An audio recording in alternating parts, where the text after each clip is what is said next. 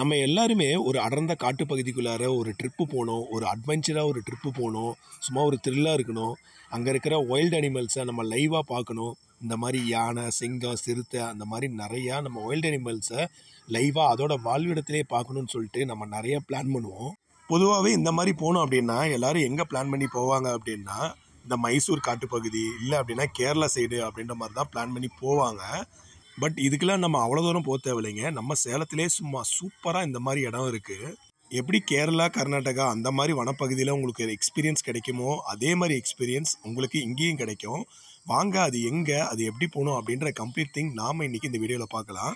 வாங்க வீடியோக்குள்ளார போகலாம். Hello, hi, வணக்கம் and welcome to Salem wonders. நம்ம சேனலில் நான் ரெகுலராக ட்ராவலிங் வீடியோஸ் போட்டுட்ருக்கேன், ட்ராவல் பிளான் பற்றின வீடியோஸ் போட்டுட்ருக்கேன். நீங்கள் எல்லாம் பார்ப்பீங்க, கண்டிப்பாக உங்களுக்கு யூஸ்ஃபுல்லாக இருக்கும்னு நான் நினைக்கிறேன்.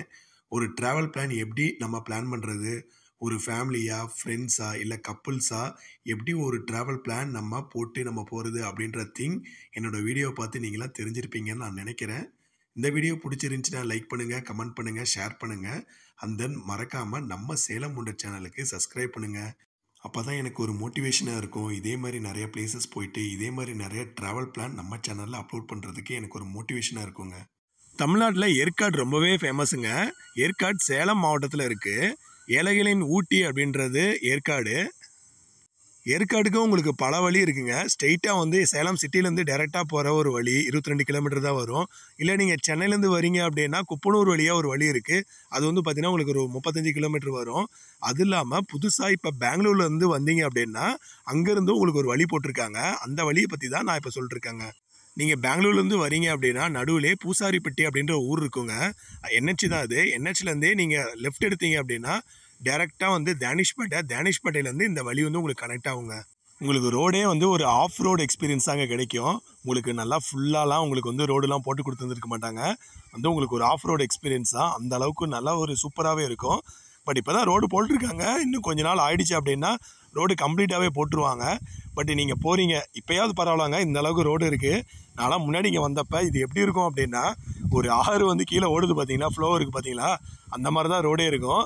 அப்படி தான் அதில் தான் உங்களுக்கு அந்த மாதிரி ஓரத்தில் தான் உங்களுக்கு ரோடே போட்டிருக்காங்க.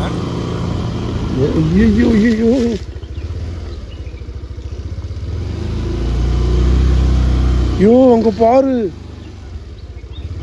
எப்படி இப்போ நம்ம போய்யோ இங்கே ஒன்று. ஐயோ எப்படி இப்போ நம்ம போகிறது, நடு ரோட்டில் நின்றுருக்கு. திரும்புங்க திரும்புங்க. யோ நம்ம இப்படி தான் போயாகணும், ப்ளீஸ் வழி விடுங்க. ஐயோ என்னையா பண்ணுறது. ஐயோ போயிடுச்சு, போகுது போகுது, வந்துடுமா?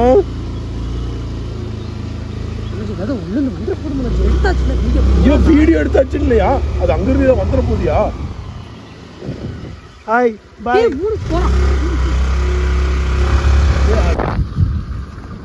ஃபாரஸ்ட் அட்வென்ச்சர் பண்ணலாமா? எனக்கு தெரியும் வயல்லாம் கலக்குது. இங்கெல்லாம் காட்டு வராதுப்பா, இங்கே வராது. அதை பார்த்து அடுத்த ரவுண்ட் நீங்கள் சேலம் சிட்டிலேருந்து நீங்கள் ஏற்காடு போகிறப்ப நீங்கள் கீழே வந்து பார்க்குறப்ப சேலம் சிட்டியே உங்களுக்கு தெரியும். பட் இங்கேருந்து பார்க்குறப்ப உங்களுக்கு டென்ஸ் ஃபாரஸ்ட் மட்டும் தான் தெரியும். நீங்கள் எதுவோ நான் தான் முன்னாடியே சொன்னேன்ல, நீங்கள் கேரளா, கர்நாடகா அந்த மாதிரி ஏரியாக்குள்ளார போகிற மாதிரி ஒரு ஃபீல் கிடைக்கும். ஏன்னா இங்கே ஃபுல் அண்ட் ஃபுல் ஃபாரஸ்ட் தாங்க, பயங்கர ஒரு டென்ஸாக தாங்க இருக்கும்.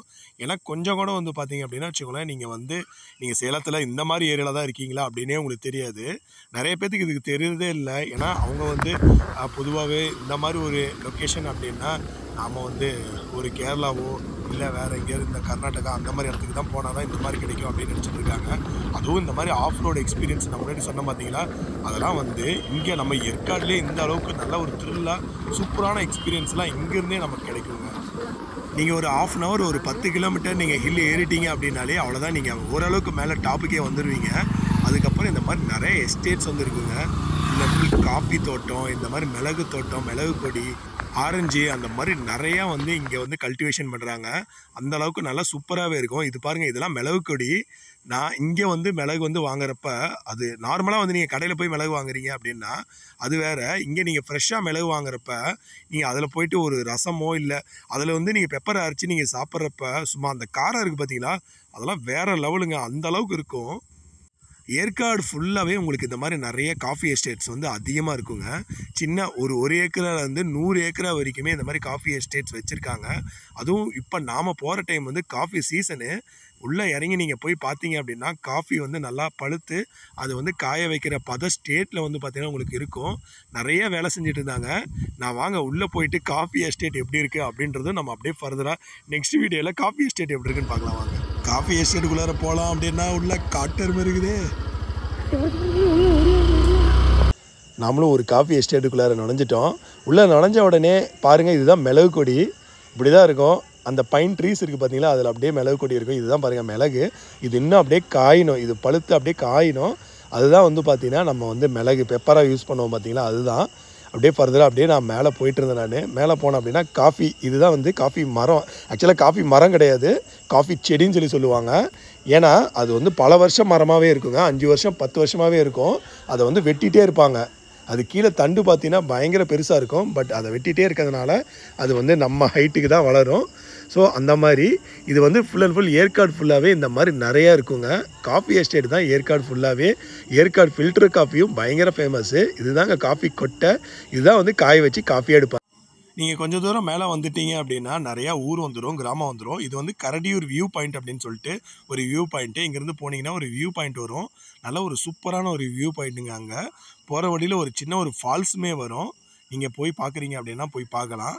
அப்படியே கொஞ்சம் தூரம் அப்படியே மேலே போய்ட்டு இருந்தீங்க அப்படின்னா இங்கே வந்து ஒரு சின்ன ஒரு கிராமம் வருங்க. பாருங்கள், உள்ள ஒரு குக்கிராமத்தில் பாருங்கள் உயர்நிலை பள்ளி இருக்குது. ஸோ இதுதாங்க தமிழ்நாட்டோட ஸ்பெஷாலிட்டியே.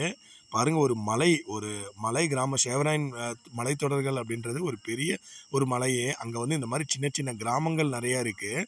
அந்த ஒரு கிராமத்தில் இந்த மாதிரி ஒரு ஹைஸ்கூல் இருக்குது அப்படின்னா பார்த்துக்கோங்க எந்த அளவுக்கு ஒரு தமிழ்நாடு வந்து ஒரு டெவலப்டு ஸ்டேட் அப்படின்றது இதை வச்சே நீங்கள் தெரிஞ்சுக்கோங்க. ஒரு குக்கிராமத்தில் ஒரு ஹைஸ்கூல் இருக்குங்க, கவர்மெண்ட் ஹைஸ்கூலு.